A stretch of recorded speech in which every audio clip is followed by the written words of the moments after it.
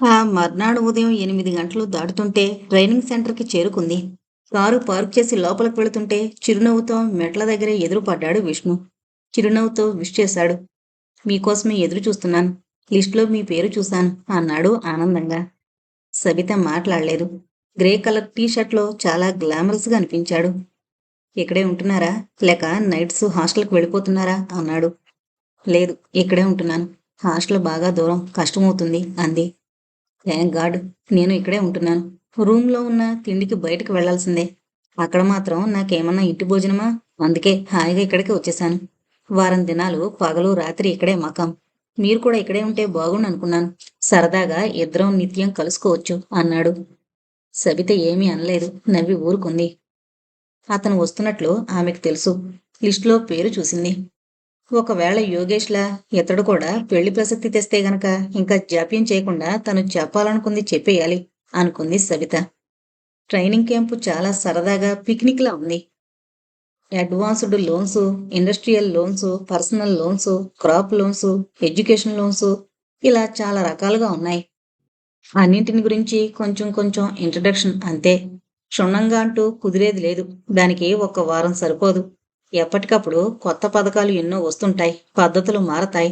Rules and రెగ్యులేషన్స్లోనూ మార్పులు చేర్పులు వస్తుంటాయి.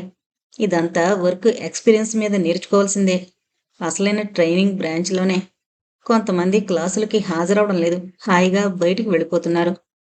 గెస్ట్ లెక్చర్స్, డిస్కషన్స్ అంటే బోర్ ఫీల్ అవుతున్నారు. కానీ సవితకి ఇంట్రెస్టింగ్గా ఉంది. ఆ ట్రైనింగ్ ఉపయుక్తమే అని ఫీల్ అవుతుంది.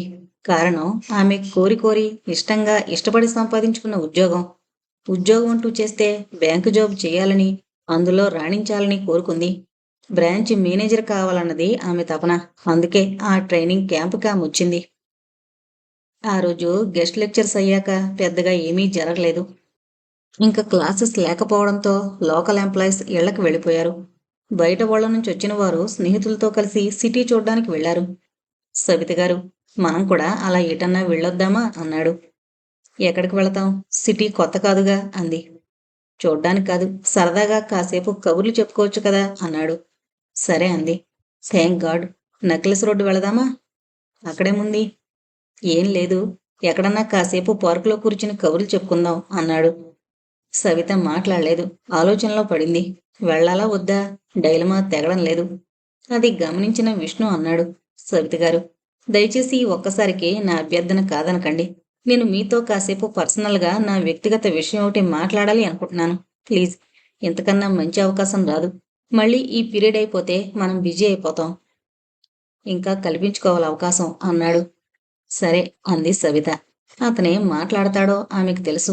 ఆమె కూడా మాట్లాడాలని అనుకుంటోంది. అభిప్రాయాలు కలిసొస్తే సరే, లేదంటే ఈ టెన్షన్ విడిపోతుంది కదా. తను అటు తల్లిదండ్రులను కూడా సమాధానపరచాలి. సరే సవిత గారు, మీ కారులో వెళదామా, లేకపోతే నన్ను బైక్ పై రమ్మంటారా? అక్కర్లేదు, ఇద్దరం నా కారులో వెళదాం అంది. థ్యాంక్స్ ఎలాట్ అన్నాడు. అతనికి ఏను ఎక్కినంత సంబరంగా ఉంది సవితతో షికారు. కారు బుద్ధ పౌర్ణమి ముందు ఆగింది. చలికాలం కావడంతో జనమంతగా లేరు. ఇద్దరూ వెళ్లి పార్కులో కూర్చున్నారు. జనం పల్చగా ఉన్నారు. అదే వేసవకాలం అయితే కిటకిటలాడిపోతుంది. ఏమన్నా తినడానికి తేనా అన్నాడు. వద్దు, ఇప్పుడే కదా టిఫిన్ తినొచ్చాం అంది. సరే, వేడి కాఫీ తెస్తాను అన్నాడు. లేచి క్యాంటీన్లోంచి 2 గ్లాసులతో కాఫీ పట్టుకొచ్చాడు. ఇద్దరూ తాగారు. విష్ణు అన్నాడు. సబిత గారు, మనిద్దరి పరిచయం గురించి చెప్పనక్కర్లేదు. ఒకే బ్యాచ్గా, కేవలం ఉద్యోగరీత్యానే కాదు, దైవవశాత్తుగా కలిసామనిపిస్తోంది. మిమ్మల్ని చూసిన మొదటి రోజే నా మనసులో మీరు ముద్రపడిపోయారు. చాలా రోజులుగా నా మనసులో మాటని మీకు చెప్పాలని తాపత్రయపడుతున్నాను. ఎన్నాళ్ళకు అవకాశం వచ్చింది. మీరు సహృదయంగా అర్థం చేసుకుంటానంటే నేను ఓ మాట మిమ్మల్ని అడగాలనుకుంటున్నాను అన్నాడు. వెల్కమ్ అంది. థ్యాంక్స్. అడిగే ముందు ఈ ఉత్తరం చదవండి అంటూ జేబులోంచి ఉత్తరం తీసి ఆమెకు అందించాడు. ఏంటి ఉత్తరం అంది అయోమయంగా. చదవండి, మీకు అర్థమవుతుంది అన్నాడు. ఇతరుల ఉత్తరాలు చదివే అలవాటు నాకు లేదు. విషయం ఏమిటో చెప్పండి, అర్థం చేసుకోగలను అంది. ఇంకేముంటుంది సవిత గారు, మా నాన్నగారు నాకు పెళ్లి చేయాలని తొందర చేస్తున్నారు. ఏవో సంబంధాలు వస్తున్నాయని, చూసుకునేందుకు రమ్మని, ఏదో ఒకటి సెటిల్ చేసుకోమని ఒత్తిడి తెస్తున్నారు. నాకెటూ తోచడం లేదు అన్నాడు. సబిత వస్తున్న నవ్వు నాపుకుంది. ఇందులో తోచకపోవడమేముంది? మీకు నచ్చింది ఏదో ఒకటి సెటిల్ చేసుకోండి. మమ్మల్ని అందరినీ పెళ్లికి పిలవండి. హాయిగా వచ్చి పప్పన్నం తింటాం అంది నవ్వుతూ. కానీ విష్ణు నవ్వలేదు. ప్లీజ్ సవిత గారు, టేక్ ఇట్ సీరియస్. పెళ్లి గురించి ఆలోచించినప్పుడల్లా నాకు మీరే జ్ఞాపకం వస్తున్నారు. నా గురించి మీ అభిప్రాయం కావాలి. మీరిష్టపడితే నేను మిమ్మల్ని వివాహం చేసుకోవడానికి సిద్ధంగా ఉన్నాను. నాకు బ్యాంక్ ఎంప్లాయీని చేసుకోవాలనుంది. ఇద్దరూ ఒక చోట ఉండొచ్చు. అదిగాక నా భార్య ఉద్యోగి కావాలి. ఎందుకంటే నాకు బాధ్యతలున్నాయి. మా చెల్లెళ్ల పెళ్లిళ్ళయ్యే వరకు నేను మా నాన్నకి కాస్త ఆర్థిక సహాయం అందించాలి. అలాగని స్త్రీ ధనానికి ఆశిస్తున్నానని అనుకోవద్దు. అందుకని ఉద్యోగస్తురాలైన భార్యని చేసుకోవాలని నా కోరిక. నా బాధ్యతల్ని నా భార్య కూడా పంచుకోవాలన్నదే నా తాపత్రయం. మళ్ళీ మన మధ్య గొడవలు రాకూడదని ముందుగా ఈ విషయం చెబితే మంచిదని. సవిత గారు, మీ అభిప్రాయం చెబితే సంతోషిస్తాను. తొందర ఏం లేదు. మీరు తీరిగ్గా ఆలోచించుకుని మీ నిర్ణయం తెలపండి. మీ నిర్ణయం ఏదైనా నేను కట్టుబడే ఉంటాను. మీకు నా గురించి వివరాలు ఇంకా ఏమన్నా కావాలంటే అడగచ్చు అన్నాడు. అతని గొంతు నిండా అభ్యర్థన, అతని కళ్ళ నిండా ఆశ. సవిత వెంటనే జవాబు చెప్పలేకపోయింది. ఆమెకి తల్లి ఉత్తరం జ్ఞాపకొచ్చింది. తను కూడా ఏదో ఒకటి నిర్ణయించుకోవాల్సిన సమయం వచ్చింది. తన దృష్టిలో యోగేష్, విష్ణు కూడా వాళ్ళకిగా వాళ్ళు పెళ్లి మాట ఎత్తారు. అయితే సమస్య ఒకటే. వాళ్ళు తననిగా చూసి ఇష్టపడుతున్నారా, లేక తన ఉద్యోగం చూసి ఇష్టపడుతున్నారా? అయితే విష్ణు నిజాయితీగా విషయం చెప్పాడు.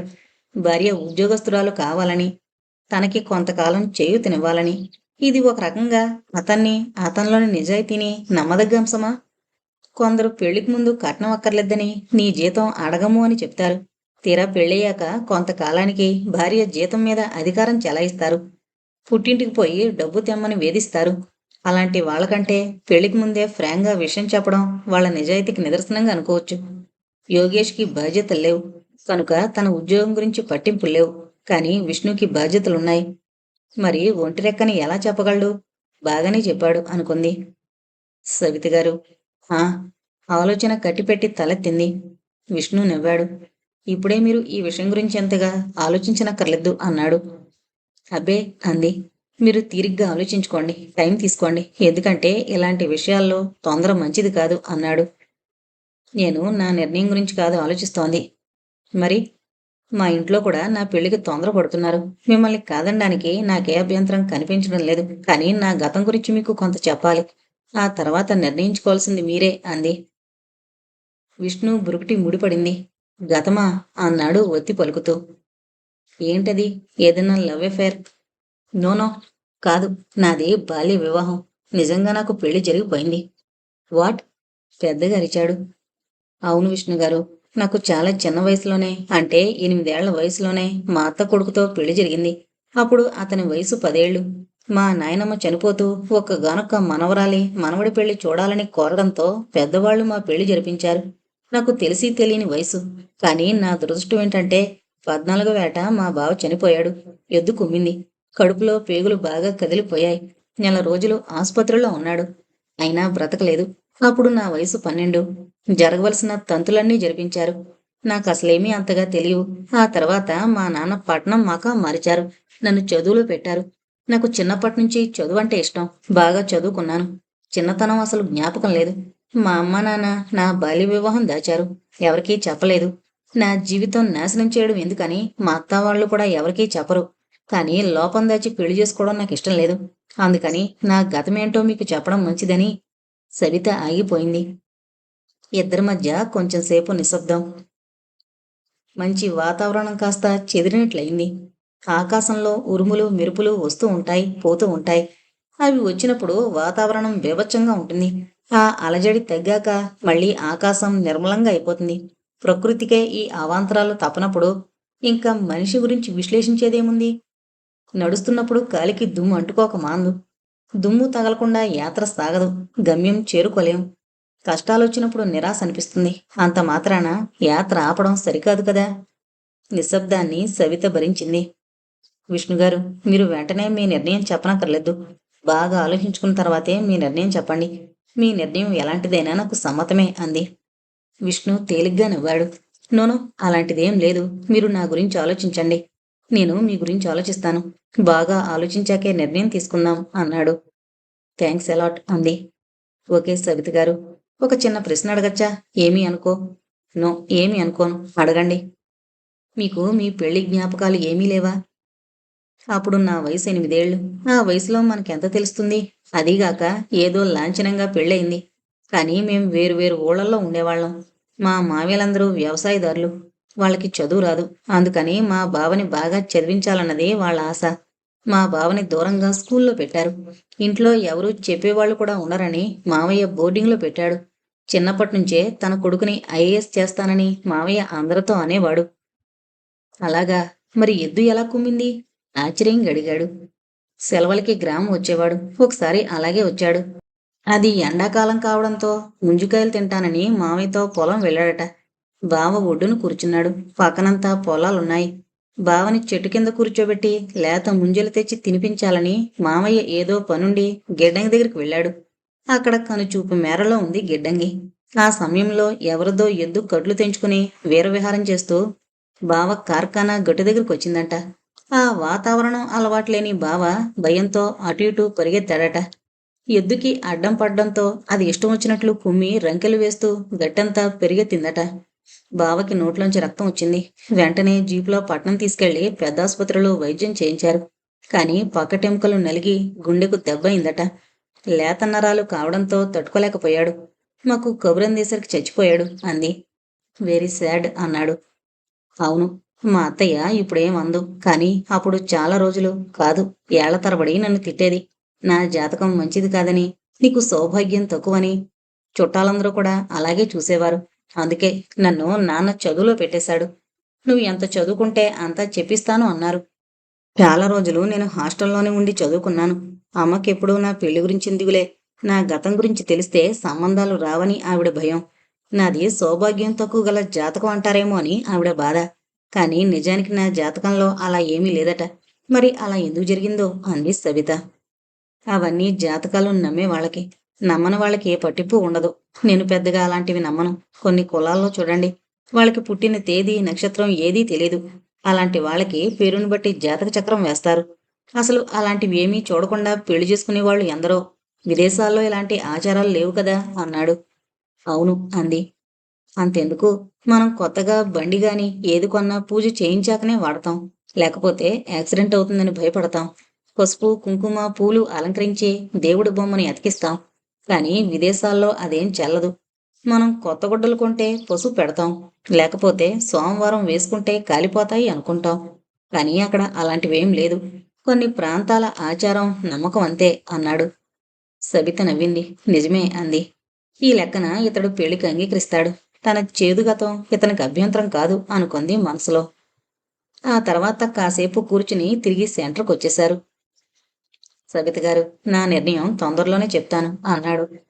అలాగే, థ్యాంక్స్ ఎలాట్ అంది. అన్నట్లు సవిత గారు, ఎన్నోసార్లు మిమ్మల్ని ఒక విషయం అడగాలని మర్చిపోతున్నాను అన్నాడు. ఏంటి అంది. ఇంతకీ మీ పేరెంట్స్ ఎక్కడుంటారు అన్నాడు. ఇదేనా మీ సందేహం? ఇదే. మా అమ్మ నాన్న ప్రస్తుతం మా ఊళ్ళోనే ఉంటున్నారు. అంటే విజయవాడలో. కానీ మా సొంత గ్రామంలో మాకు పొలాలున్నాయి. మామిడి తోట కూడా ఉంది. వాటిని అమ్మడం నాన్నకిష్టం లేదు. పంట రోజుల్లో అమ్మా నాన్న గ్రామంలోనే ఉంటారు. అక్కడ కూడా పెంకుటిల్లుంది. ఓ, వెరీ గ్లాడ్. మీ నాన్నగారి పేరేంటి మేడం అన్నాడు. వెంకటాద్రి నాయుడు. ఆ గ్రామంలో నాన్నకు మంచి పేరుంది. నాన్నకి గుళ్ళు గోపురాలు దేవుడు అంటే భక్తి ఎక్కువ. ఆ లైన్లో వర్క్ చేస్తాడు. స్వచ్ఛందంగా దైవ కార్యాలు చేస్తాడు. నాన్న పేరు చెప్తే చాలు చుట్టుపక్కల అందరికీ తెలుస్తుంది అంది గర్వంగా. ఓ, ఊరికే తెలుసుకోవాలని అడిగాను. అన్నట్లు నా పర్సనల్ ఫ్యామిలీ విషయాలు కూడా మీకు ఎప్పుడూ చెప్పలేదు కదూ. నాన్న ఆర్టీసీ ఎంప్లాయ్. 4 ఆడపిల్లల మధ్య నేను ఒక్కడే. మా అక్కలిద్దరికీ పెళ్లిళ్ళు అయ్యాయి. 2 చెల్లెళ్ళకి కావాలి. నాన్న ఇంకో 4 ఏళ్లలో రిటైర్ అవుతారు. పెద్దగా ఆస్తిపాస్తులు లేవు. మా ఊళ్ళో ఏమన్నా ఉంటే కాస్త ఉండేదేమో. అది అమ్మకానికి పెడుతున్నాడు నాన్న. చెల్లెళ్ళు పెళ్లికి కావాలి కదా అన్నాడు. ఇద్దరూ కారులో ట్రైనింగ్ సెంటర్కి వచ్చేశారు. ఎవరి గదుల్లోకి వాళ్ళు వెళ్ళిపోయారు. విష్ణు తన గదిలోకొస్తూనే పెన్ను తీసి కాగితం మీద సవిత చెప్పిన ఫ్యామిలీ వివరాలు నోట్ చేశాడు. వెంటనే విజయవాడలో ఉండే ఫ్రెండ్కి సెల్ నెంబర్కి ఫోన్ చేశాడు.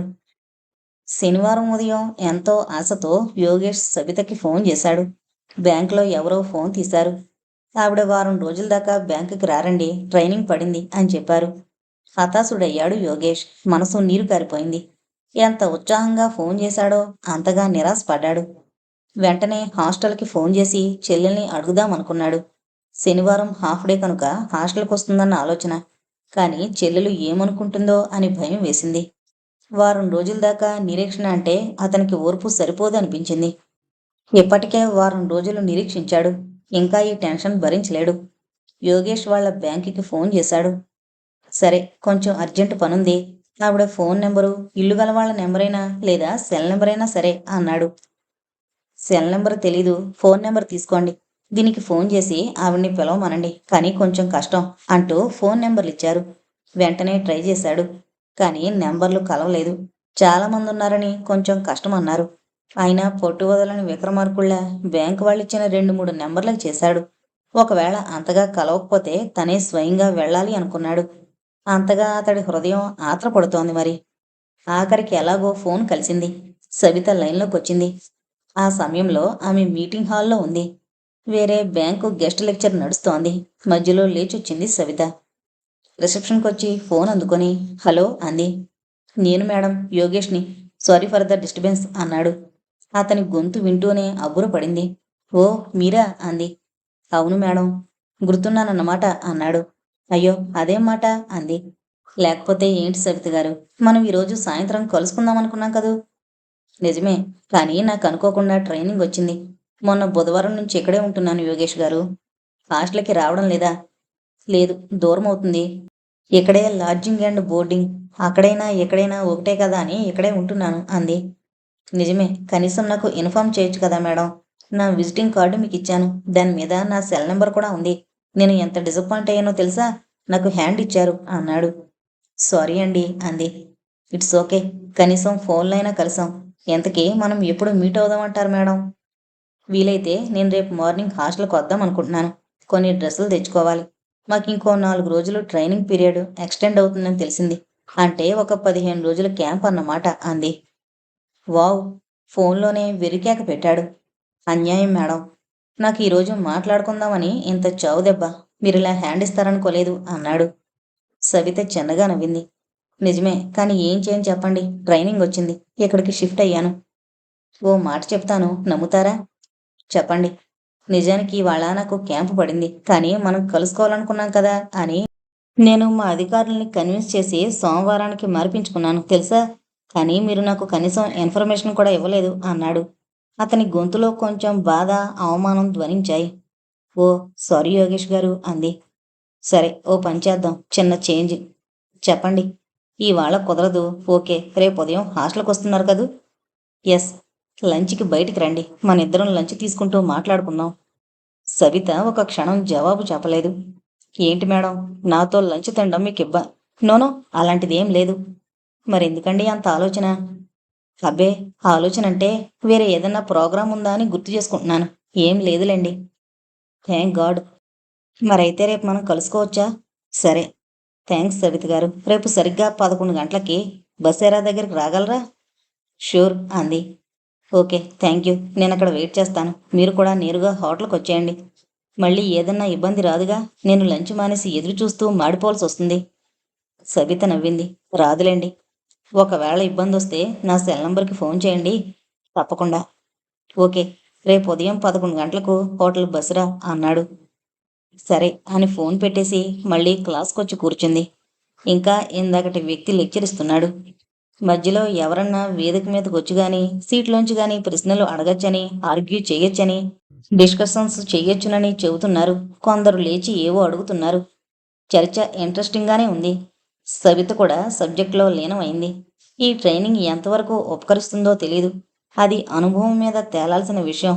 కానీ ట్రైనింగ్ క్యాంపు మాత్రం సరదాగా ఉంది. రోజు బ్యాంకులోలా టెన్షన్ లేదు అనిపించింది. మనసులో ఉల్లాసంగా ఉంది. ఆ పీరియడ్ అంతా ఒక రకమైన అనుభవంగా అనిపించింది. ఆదివారం 10:30 దాటుతుంటే కారులో హోటల్కి బయలుదేరింది. ఆమె బయలుదేరే ముందు మళ్ళీ సెల్ మోగింది. ఏంటి మేడం, జ్ఞాపకం ఉన్నానా అన్నాడు యోగేష్. బయలుదేరాను అంది. ఓ థ్యాంక్ యూ, నేను హోటల్ దగ్గరే ఉన్నాను. సరే అంది సెల్ ఆఫ్ చేస్తూ. నిన్న కాంచన చాలాసేపు సవిత దగ్గరే కూర్చుని కబుర్లు చెప్పింది. ఆదివారమైన గదిలోనే ఉంది, ఎక్కడికి వెళ్ళదట. చాలా వర్క్ ఉంది మేడం, ఇక నుంచి సినిమాలు షికార్లు బంద్, ఊరికి కూడా వెళ్ళడం లేదు అంది స్ట్రెస్ ఫీల్ అవుతూ. సవిత గారు, మనం ఇలా లంచ్ చేస్తున్నట్లు దయచేసి కాంచనకి చెప్పకండి అన్న యోగేష్ అభ్యర్థన జ్ఞాపకం వచ్చింది. మీరు లేకపోతే బోరుగా ఉంది మేడం అంది కాంచన గారంగా. అదేంటి బిజీ అంటున్నావుగా అంది సవిత. నాతో మాట్లాడడానికి అంత తీరికెక్కడిది? మాట్లాడకపోతే ఏం మేడం, టిఫిన్ దగ్గర డిన్నర్ దగ్గర కలుసుకుంటాం కదా, అది చాలదా అంది. ఓ నిజమే, ఇంకెంత? 4 రోజుల్లో వచ్చేస్తాను కదూ. ఎలా ఉంది మేడం ట్రైనింగ్ క్యాంపు? చాలా బాగుంది, సరదాగా ఉంది, సబ్జెక్టు తెలుసుకోవచ్చు అంది. నేను డాక్టర్ అయి ప్రాక్టీస్ పెట్టాక మీ దగ్గరికి లోన్ కోసం వస్తాను. నర్సింగ్ హోమ్ పెట్టుకుంటాను. అప్పటికి మీరు బ్రాంచ్ మేనేజర్ అవుతారు. నాకు లోన్ శాంక్షన్ చెయ్యాలి అంది. తప్పకుండా అంది సవిత. యోగేష్తో డిన్నర్ చేయబోతున్నట్లు చెప్పలేదు. సెంటర్కి వెళ్ళిపోతున్నారా మేడం అడిగింది కాంచన. అవును కాంచన, కొంచెం పనుంది, ఒక ఫ్రెండ్ని కలుసుకోవాలి. అటునుంచి సెంటర్కి వెళ్ళిపోతాను. మళ్ళీ హాస్టల్కి వచ్చే పని లేదు. ఏవో డ్రెస్సులు కూడా తీసుకుందామనొచ్చాను. పోస్ట్ కూడా ఉంటుంది కదూ అంది. సరే అంటూ కాంచన తన గదిలోకి వెళ్ళిపోయింది. సబిత కారు తీసుకుని హోటల్కి వచ్చేసరికి యోగేష్ హోటల్ ముందే బైక్తో నిల్చునున్నాడు. సబిత కారు పార్క్ చేసేలోగా అతడు కూడా బైకు పార్క్ చేసి వచ్చాడు. ఇద్దరూ కలిసి హోటల్లోకి వచ్చి సింగిల్ టేబుల్ ముందు కూర్చున్నారు. 2 కుర్చీలు, చిన్న టేబుల్. థ్యాంక్ యూ సవిత గారు, నా మాట కాదనకుండా మీరు బిజీగా ఉండి కూడా వచ్చినందుకు. దాందేముందులండి, మరీ బిజీగా కూడా ఏం లేను అంది. సబిత గారు, ఈ పాటికి నా అంతరంగం మీరు అర్థం చేసుకునే ఉంటారు. నేను మీతో పర్సనల్గా మాట్లాడాలి అని ఎందుకు అంటున్నానంటే, పెళ్ళి అంటే 100 ఏళ్ల పంట అంటారు. మన అభిప్రాయాలకి విరుద్ధంగా తల్లిదండ్రులు చూసిన సంబంధం చేసుకునే స్థితిలో మనం లేం కదా. నాకు కాబోయే భార్య నా కళ్ళకి నచ్చినట్లుగా, నా అభిరుచులకి తగినట్లుగా ఉండాలన్నది నా ఆశ. నేరుగా విషయంలోకి వస్తున్నాను. నాకు మీరు మొదటి పరిచయంలోనే నచ్చారు. నా పెళ్లి ప్రయత్నాలు ఇంట్లో ముమ్మరంగా జరుగుతున్నాయి. దగ్గర సంబంధాలు కూడా ఏవో ఉన్నాయి. మీ అభిప్రాయం విన్న తర్వాత నా నిర్ణయం ఉంటుంది సవిత గారు. నేను నిండు 100 ఏళ్లు మీతో కలిసి జీవించాలని అనుకుంటున్నాను. మీ అభిప్రాయం చెబితే సంతోషిస్తాను అన్నాడు. అతని కంఠం నిండా ప్రేమ, ఆత్మాభిమానం చిందులు తొక్కాయి. ఓకే అంది సవిత మృదువుగా. ఇప్పుడు వెంటనే చెప్పనవసరం లేదు. టేక్ యువర్ ఓన్ టైం అన్నాడు. ఓకే, ఇట్స్ ఆల్ రైట్ అంది. సర్వర్ ఆరెంజ్ జ్యూస్ తెచ్చి బల మీద పెట్టాడు. సబితలో కొద్దిగా అలజడి. తన గతం గురించి చెప్పనా వద్దా, ఎటూ నిర్ణయం కావడం లేదు. విష్ణుకి చెప్పింది. ఇతనికి చెబితేనే మంచిది అనిపిస్తోంది. ఒకరికి చెప్పి ఇంకొకరికి చెప్పకపోవడం. సవిత గారు, ఆ, నా గురించి మీకు తెలుసు. నా ఉద్యోగం, చదువు, నా ఫ్యూచర్ ప్లాన్స్ ఇంతకు ముందే చెప్పాను. మీ గురించి నాకు తెలుసు.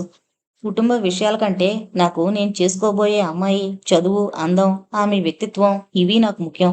నాకు అన్ని విధాలా మీరు ఎంతగానో నచ్చారు. మీరు నా గురించి ఇంకా ఏమన్నా తెలుసుకోవాలనుకుంటే అడగచ్చు.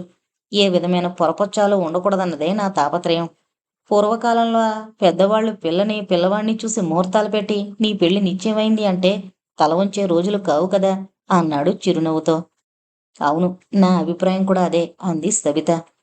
నేటి ఆధునిక యువతి మనోభావాల్ని అతడు తెరిచిన పుస్తకంలో చూసి చదువుతున్నట్లు చెప్పడం ఆనందం వేసింది సవితకు.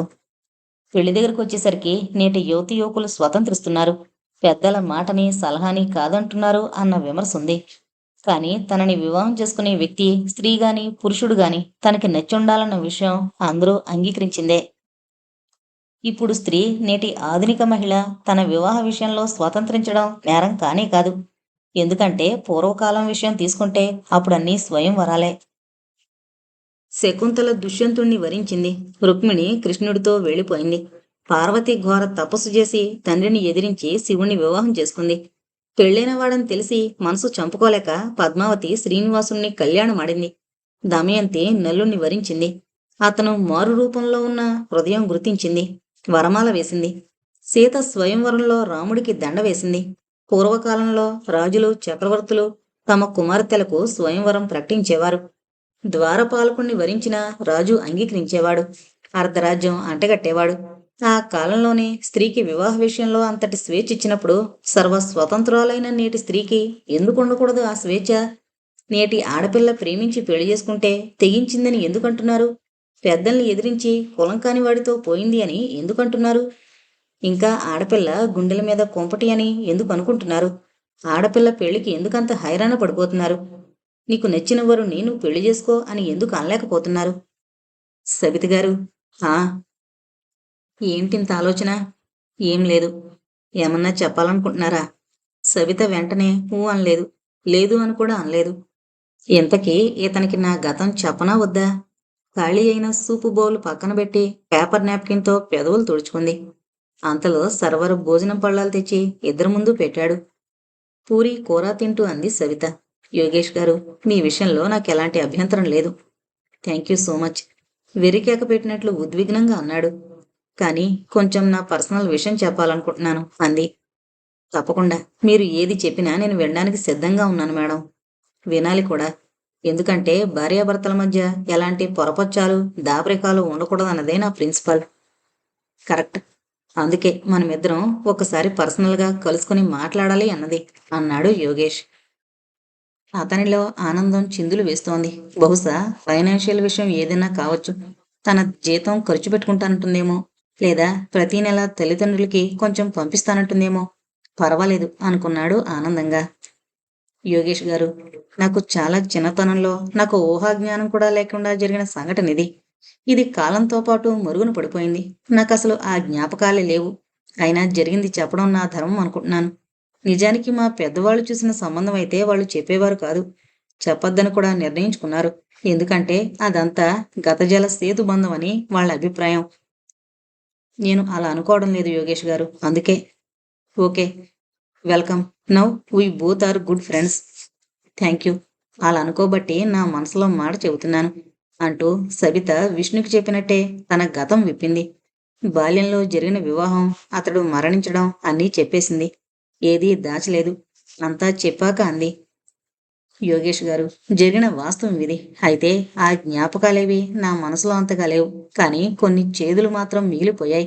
నాది నష్టజాతకమని, సౌభాగ్యం తక్కువని, మూడు ముళ్ళు పడకుండా ఉంటే తన కొడుకు దక్కేవాడని, తన దరిద్రమే తన కొడుకుని మింగేసిందని అత్తయ్య ఏడ్చేది. మహమ్మారిలా తన ఇంటిని తుడిచిపెట్టానంది. ఆ రోజుల్లో నన్ను చాలామంది నిరసించారు. అప్పుడు మేం మా సొంత గ్రామంలోనే ఉండేవాళ్ళం. ఆ తర్వాత మా నాన్న నా భవిష్యత్తుని దృష్టిలో పెట్టుకుని అక్కడి నుంచి మకాం మార్చాడు. విజయవాడకు వచ్చేసాం నాన్న ఉద్యోగరీత్యా. నేను నా చదువు డిస్టర్బ్ కాకుండా హాస్టల్లో ఉండేదాన్ని. నువ్వెంత చదివితే అంతా చెప్పిస్తాను అన్నారు నాన్న. నాకు బాగా చదువుకోవాలన్న దాహం. నేను హాస్టల్ స్టూడెంట్ని కావడంతో డబ్బు తెచ్చుకునేందుకు బ్యాంకుకు వెళ్లేదాన్ని. ఎందుకో ఆ బ్యాంక్ ఉద్యోగులు, ఆ ట్రాన్సాక్షన్స్ ఇవన్నీ నన్ను అమితంగా ఆకర్షించాయి. మా అమ్మకి నేను డాక్టర్ కావాలనుండేది. కానీ నేను ఎంకామ్ పూర్తి చేసి బ్యాంకు ఉద్యోగం సంపాదించాను.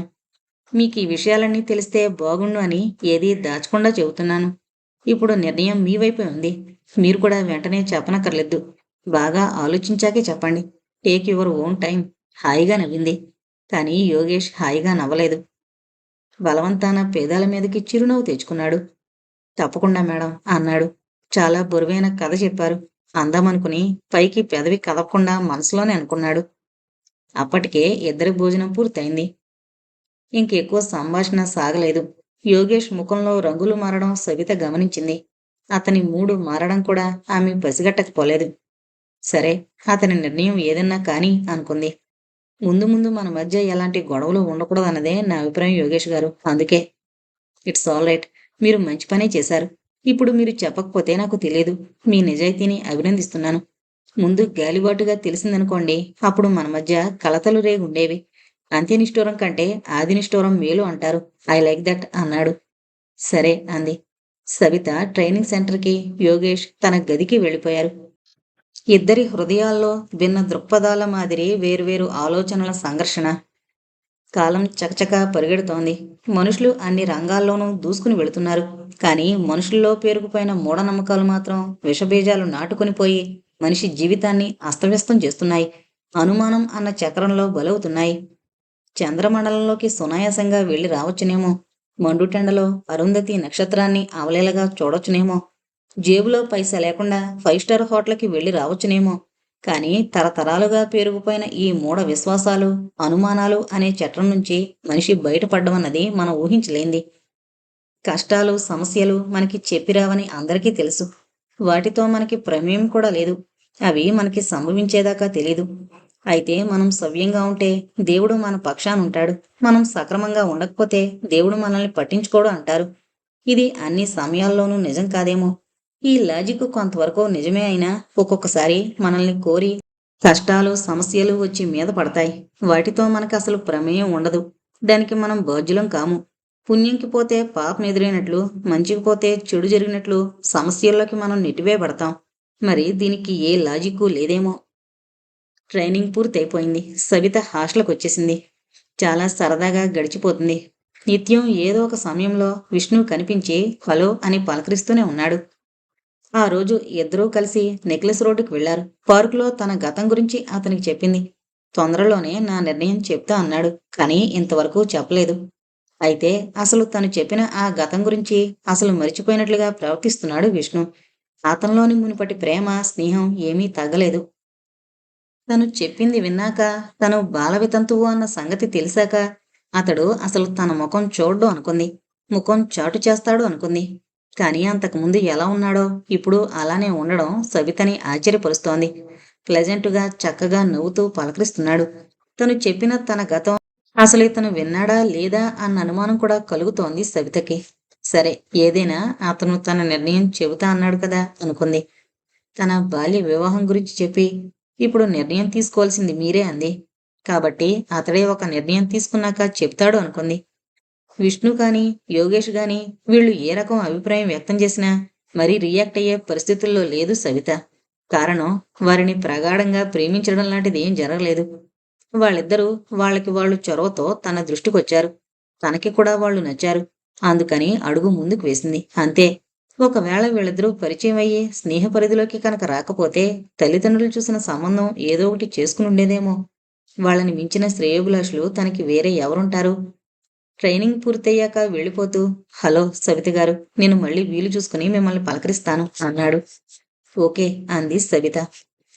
ట్రైనింగ్ పూర్తయ్యాక మళ్ళీ బ్రాంచ్కొచ్చి రొటీన్ పనిలో పడిపోయింది. ఒక నెల రోజులు గడిచిపోయాయి. ఈ నెల రోజుల్లో విష్ణు గాని యోగేష్ గాని ఆమెని కలవడం జరగలేదు. సవిత ఆశ్చర్యపోలేదు. ఆమె అలా జరగచ్చని ఊహించిందే. అయితే ప్రతి ఆదివారం యోగేష్ చెల్లెలు కాంచన కోసం హాస్టల్కి వచ్చేవాడు. వచ్చినప్పుడల్లా సవితని పలకరించేవాడు. ఒక స్నేహితుల మాదిరి కలుసుకుని మాట్లాడుకునేవారు. కాంచీ కోసం వచ్చినా ఎందుకో మిమ్మల్ని చూడకుండా వెళ్లాలంటే మనసు ఒప్పుకోవడం లేదు సవిత గారు. ఇంత తొందరగా అంత మంచి స్నేహితులం ఎలా అయ్యామో నాకే అర్థం కావడం లేదు అనేవాడు. కాంచన ఓలు చూపులు చూస్తూ నవ్వేది. కాంచన కూడా అస్తమానం యోగేష్ టాపిక్ వచ్చినప్పుడల్లా అన్నయ్య ఫోన్ చేశాడు మేడం, మీ గురించి అడిగాడు అనేది. ఏమడిగాడు అంటే, ఏం లేదు, మీరు బాగున్నారా, నేను అడిగానని చెప్పమన్నాడు అనేది. కానీ ట్రైనింగ్ పూర్తి చేసి నెల అయింది. కానీ ఒక్కసారి కూడా యోగేష్ కనిపించలేదు. కాంచన కూడా ఇది వరకట్లా యోగేష్ గురించి సవితకి చెప్పడం లేదు. అన్నయ్య ఫోన్ చేశాడు మేడం, మిమ్మల్ని అడిగానని చెప్పమన్నాడు అనడం లేదు. యోగేష్ అసలు హాస్టల్కి రావడం లేదా, లేక వచ్చి తనని కలవడం లేదా? కాంచన కూడా ఇదివరకు అస్తమానం అన్నగారి కబుర్లే తనకి చెప్పేది. కానీ ఇప్పుడు ఆ ఊసే లేదు. కారణం ఏమిటి? అతని నిర్ణయం మారిందా? తనపై అభిప్రాయం ఏ రకంగా ఏర్పరుచుకున్నాడు? ఆలోచించుకుని తన నిర్ణయం చెప్తానన్నాడు. ఆలోచించుకున్నాడా? రేపో మాపో నిర్ణయం చెప్తాడా, లేక ముఖం చాటేస్తాడా? బహుశా అంతే జరగచ్చు అనిపించింది.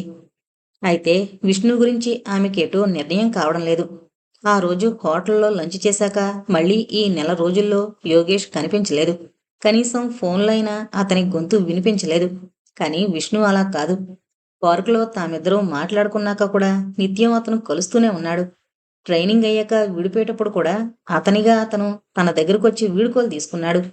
ఆలోచించుకుని నా నిర్ణయం త్వరలోనే చెప్తాను మేడం, మీరు కూడా ఆలోచించండి నా గురించి అన్నాడు. నేను ఆలోచించాను విష్ణుగారు. మిమ్మల్ని కాదనడానికి నాకేం అభ్యంతరం కనిపించలేదు. అందుకే నా గతం గురించి నిరాశపరచడం ఇష్టం లేక మీకు చెప్పాను అంది. Okay, very glad. నా నిర్ణయం మీకు త్వరలోనే తెలుస్తుంది అన్నాడు. కానీ నెల రోజులు కావస్తోంది. ఇంతవరకు అతని జాడలేదు. పోనీ ఏది ఎలా జరిగినా తను పెద్దగా బాధపడేది కాదు. ప్రగాఢంగా ఎవరినీ కోరుకోలేదు అనుకుంది. మరో వారం గడిచిపోయింది.